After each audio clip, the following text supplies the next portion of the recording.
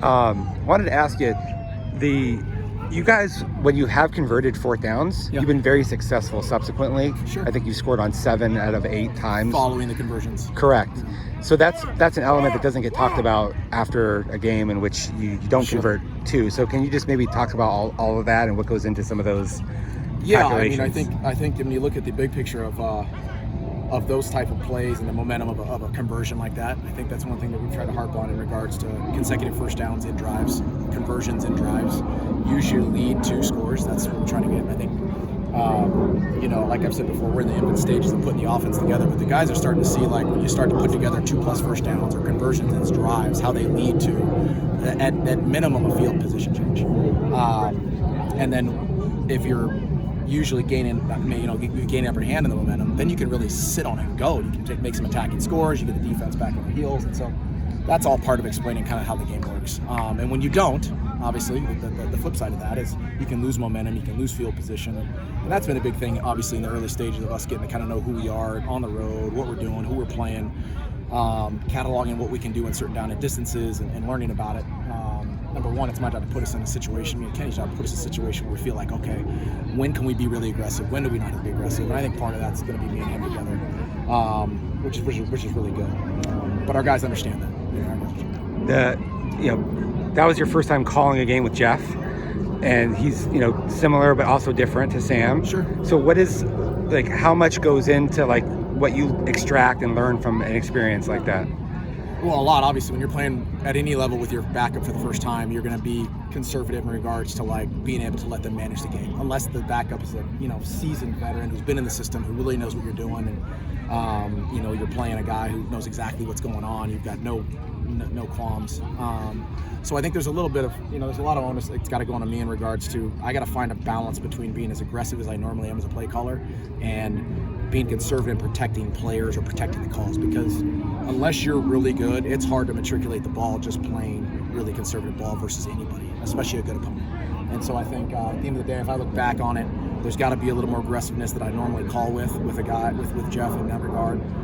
We talked about that a little bit, saying, I might have to pull the reins off a little bit and let you run and go and make some good decisions and throw the ball down the field and be as aggressive as I normally am as a play caller. And so you got to be, there's a balance there. And I think it's the first time me and him kind of been together in a game, trying to protect him in situations and make sure we're just being smart and do things that win, have keys to victory, but still have what we do, and that's we play pretty aggressive, on first and second down.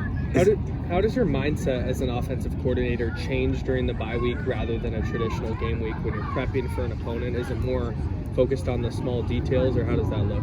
Yeah, a little bit of both. It's kind of a mix. You kind of go back, and we've been fortunate. We've got 2 byes in the season, so we've had kind of this first quarter, this first third, and then you got kind of this middle third here. And I think you spend, what we do, I don't know, in my opinion, you take a little bit of a chunk of the week and you make sure you put the onus really on staring at yourself and being able to self-scout, evaluate what you're doing, your injuries, your health, what do you need to do moving forward in the offense collectively, and then you kind of get a forecast of what you got coming up down the road. So right now we got a 5-week stretch with no break from here on out. So it's going to be Oklahoma State's really right in our scope, and that's the number one most important thing.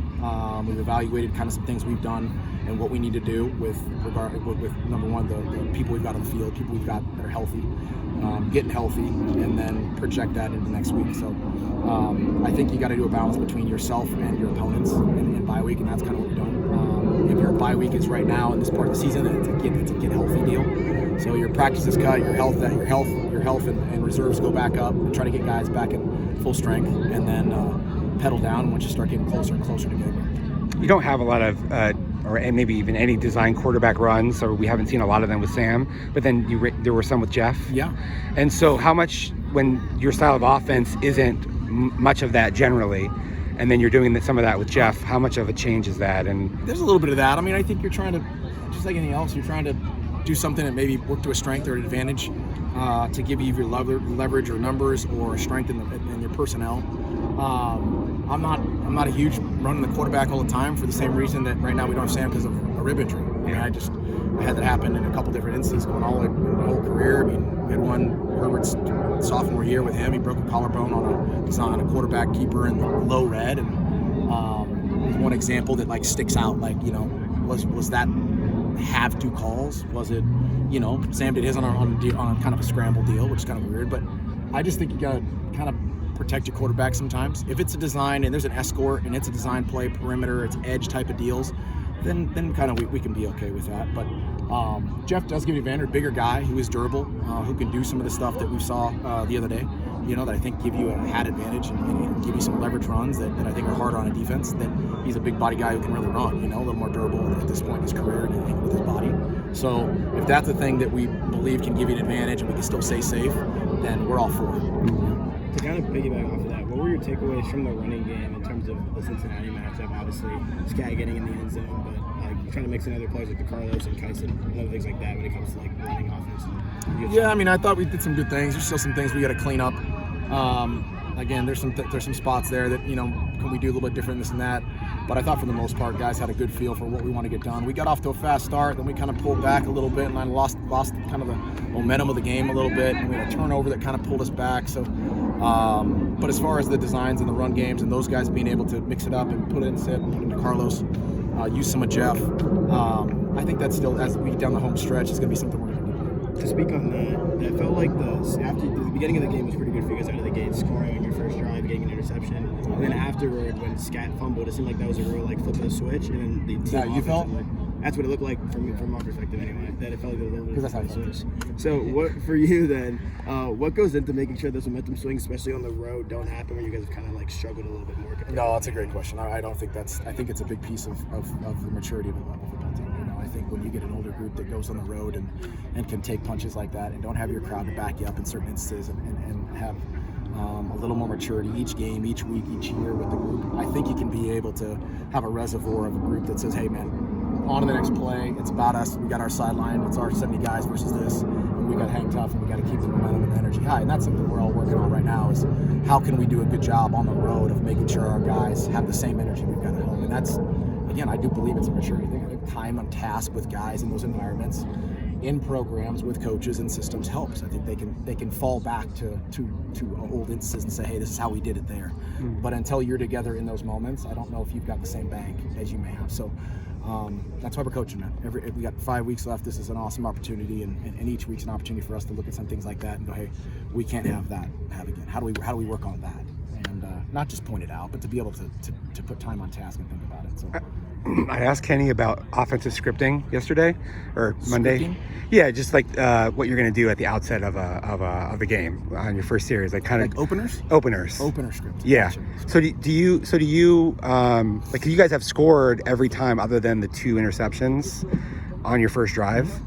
And so I was just curious, what goes into that, the planning and how much you actually know what you might call situationally at the beginning of games. I'm a big, I like openers. I'm a big opener script, having my whole career. We script openers and do a good job, I think, with our openers, getting those things matriculated down the field.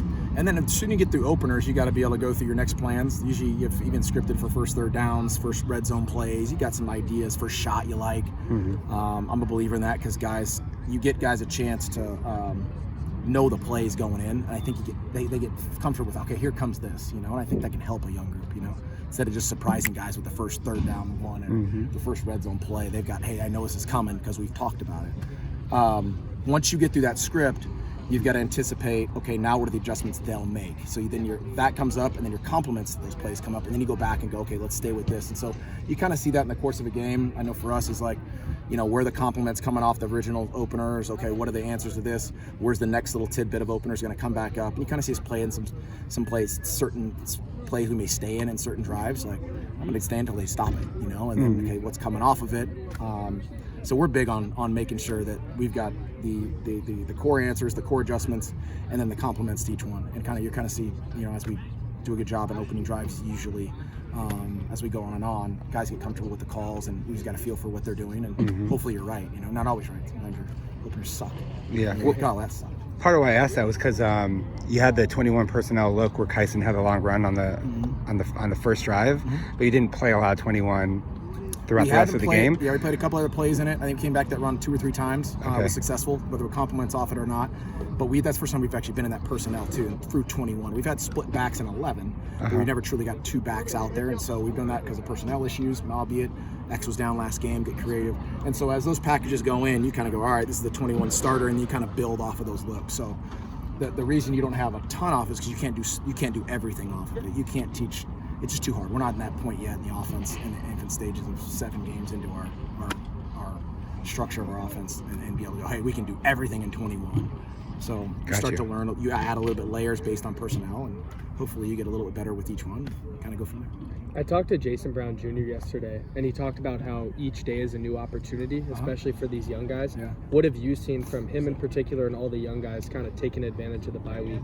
Yeah, these are awesome opportunities for guys like Jason and for us as coaches to see those guys run around too. Jason's been awesome. I think he's a promising kid. We've evaluated a young guy that we've seen has talent and showed that in some camp flashes, but as soon as you get in the season, you don't see those guys as much as the scout teams. So the 2 bye weeks are awesome for us to see guys run around, be live, and go. And Jason's a guy who's going to be awesome in our offense, and he fits it well. Real durable, quick, hard to tackle, can run and catch, and his toughness and durability has been showed in each of these bye weeks when he goes into defense. So I'm excited for that.